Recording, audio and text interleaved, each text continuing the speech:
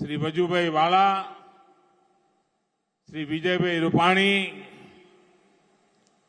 पटेल सेवा समाज ट्रस्ट के सभी ट्रस्टी, सभी दाता, विशाल संख्या में हमें आशीर्वाद देने के लिए यहां पधारे हुए पूज्य संतगण, गुजरात सरकार के अन्य मंत्रीगण, सांसदगण, विधायकगण और इतनी गर्मी के बावजूद भी आटकोट में इतनी बड़ी संख्या में आशीर्वाद देने के लिए आए हुए मेरे प्यारे भाइयों और बहनों,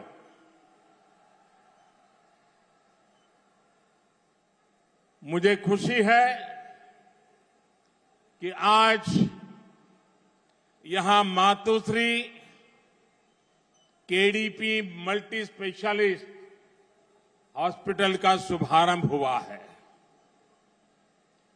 ये हॉस्पिटल सौराष्ट्र में स्वास्थ्य सेवाओं को और बेहतर बनाने में मदद करेगा। जब सरकार के प्रयास में जनता का प्रयास जुड़ जाता है तो सेवा करने की हमारी शक्ति भी अनेक गुना बढ़ जाती है। राजकोट में बना यह आधुनिक अस्पताल एक इसका बहुत बड़ा उत्तम उदाहरण है। भाइयों और बहनों, केंद्र में भाजपा के नेतृत्व वाली एनडीए सरकार राष्ट्र सेवा के 8 साल पूरे कर रही है।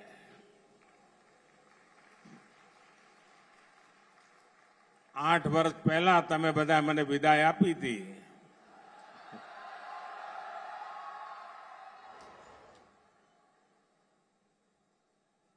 પરંતુ તમારો પ્રેમ વધતો જ જાય છે।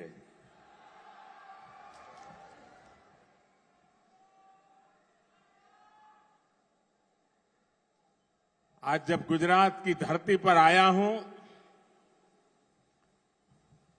तो मैं सर झुका करके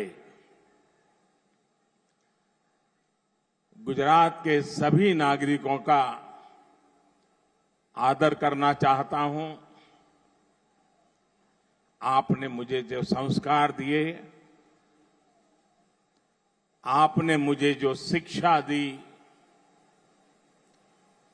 आपने जो मुझे समाज के लिए कैसे जीना चाहिए, ये जो बातें सिखाई, उसी की बदौलत गत 8 वर्ष मातृभूमि की सेवा में मैंने कोई कोर कसर नहीं छोड़ी।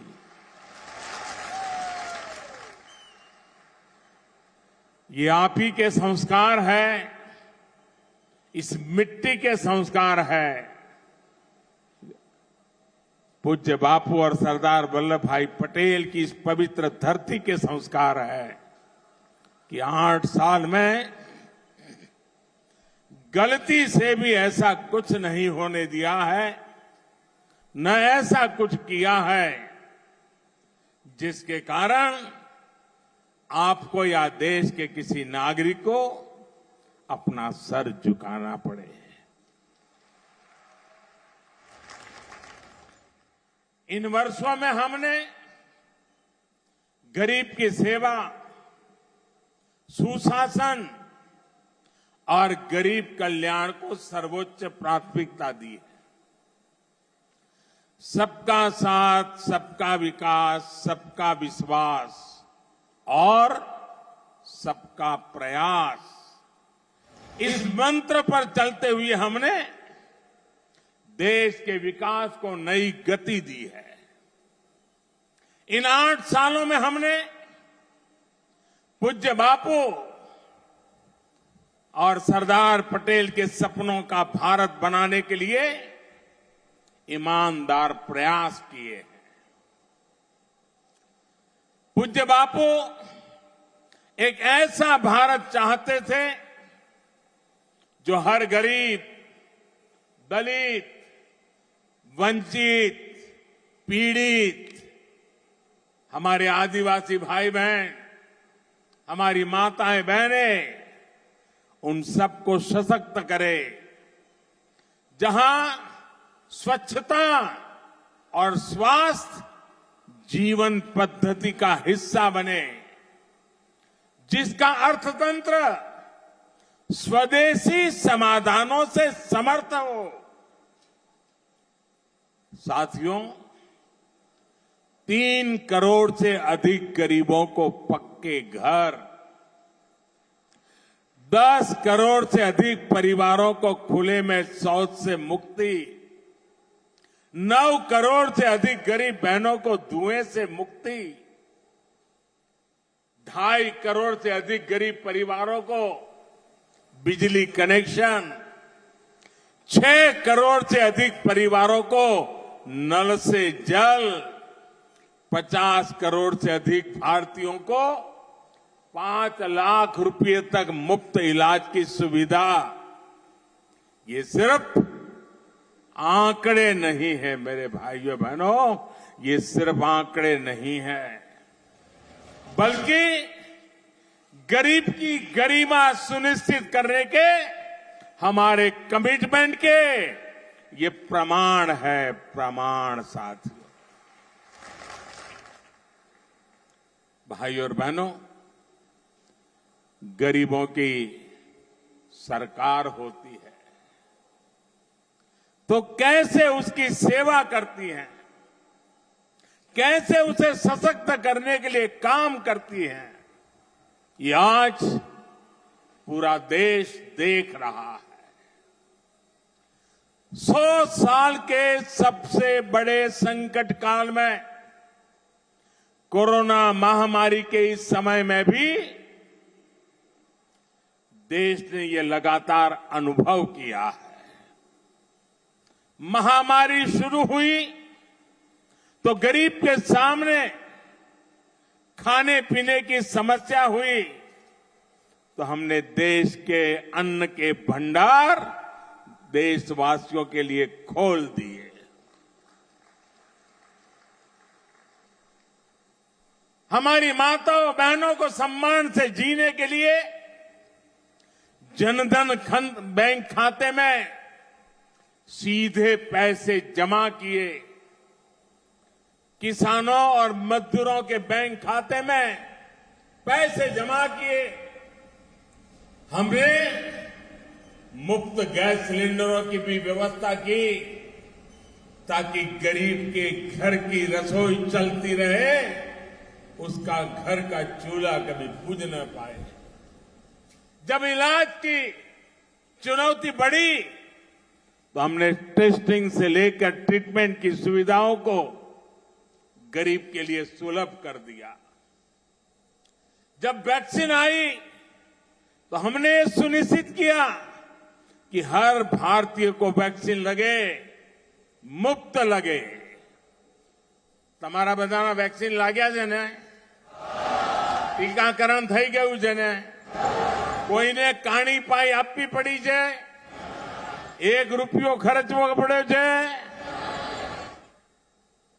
भाइयों बहनों, एक तरफ कोरोना का ये विकट समय, वैश्विक महामारी, और आजकल तो आप देख रहे हैं युद्ध भी चल रहा है।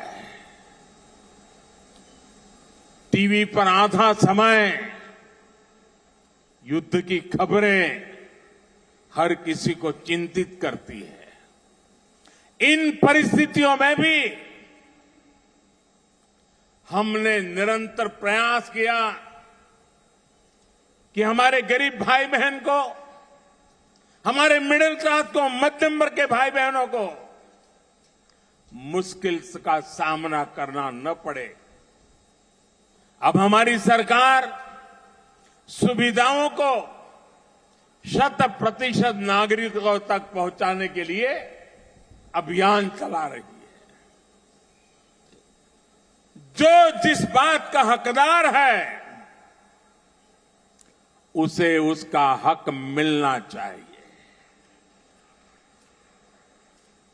जब हर नागरिक तक सुविधाएं पहुंचने का लक्ष्य होता है तो भेदभाव भी खत्म होता है, भ्रष्टाचार की गुंजाइश भी नहीं रहती, न भाई भतीजावाद रहता है, न जात पात का भेद रहता है।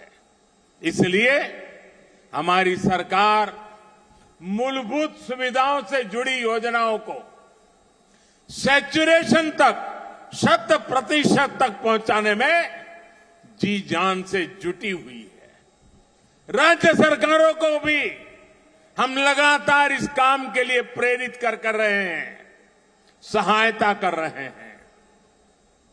हमारा ये प्रयास देश के गरीब को, देश के मध्यम वर्ग को सशक्त करेगा, उनका जीवन और आसान बनाएगा।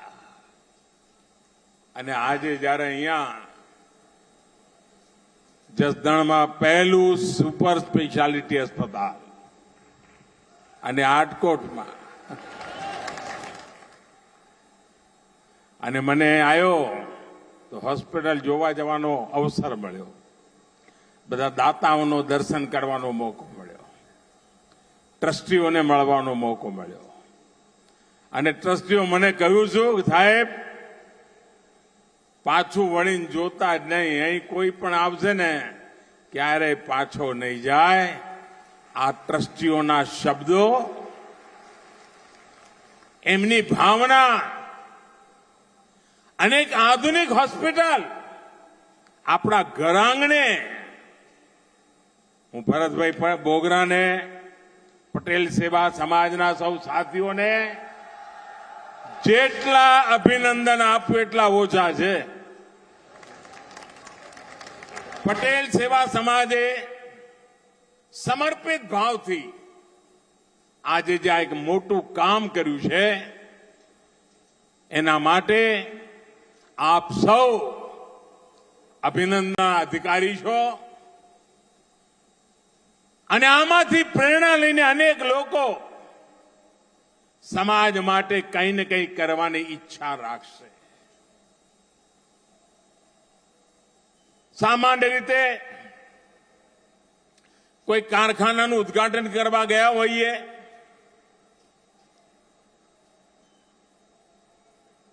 કોઈ બસ સ્ટેશનનું ઉદ્ઘાટન કરવા ગયા હોઈએ, રેલવે સ્ટેશનનું ઉદ્ઘાટન કરવા ગયા હોઈએ તો આપણા મનથી વઈ કહીએ કે ભાઈ તમારું બધું કામ આગળ વધે, ખૂબ આગળ વધે, ખૂબ લોકો પ્રવાસ કરે, કારખાનામાં ઉત્પાદન ખૂબ સરસ થાય। પણ હવે હોસ્પિટલમાં શું કહેવું બોલો? ના કેમ કે ભરેલી રહે, એટલે મેં ઉદ્ઘાટન તો કર્યું છે પણ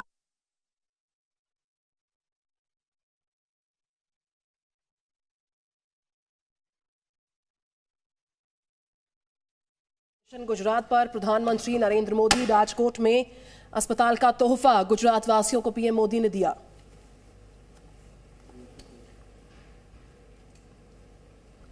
तो गुजरात को प्रधानमंत्री नरेंद्र मोदी का यह मेगा गिफ्ट है।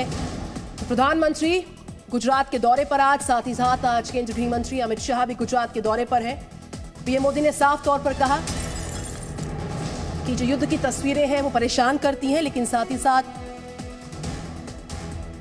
पीएम मोदी ने कई बड़ी बातों का जिक्र किया। इसमें देश के गरीबों पर भी पीएम मोदी का बयान आया, जिसने कहा कि उनको मजबूत करने की जरूरत है। स्वास्थ्यની બાબતમાં જે હરણફાળ ભરી છે, જે ઇન્ફ્રાસ્ટ્રક્ચર તૈયાર થયું છે,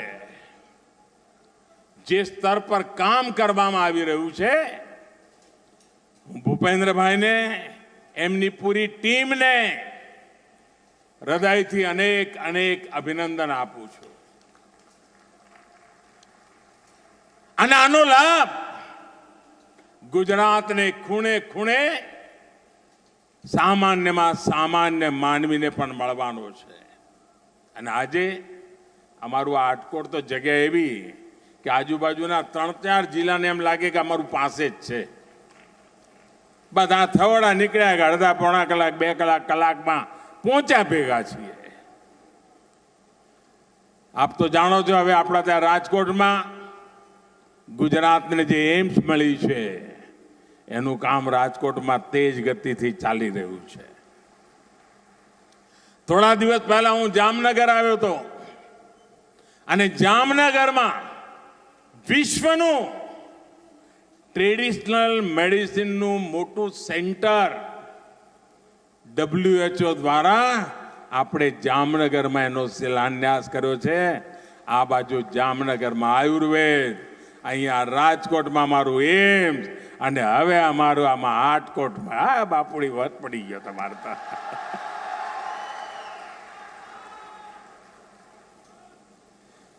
સાથીઓ, 2 દશક પહેલા ત્યારે આપણા ગુજરાતમાં માત્ર ને માત્ર 9 મેડિકલ કોલેજો હતી. આ બધું યાદ રાખો તો ભૂલી જાવ તો લ્યા. આ નવી પેઢીને કહેજો પાછું, નહીં તો એમને તો ખબર જ નહીં હોય કે શું હાલ હતા.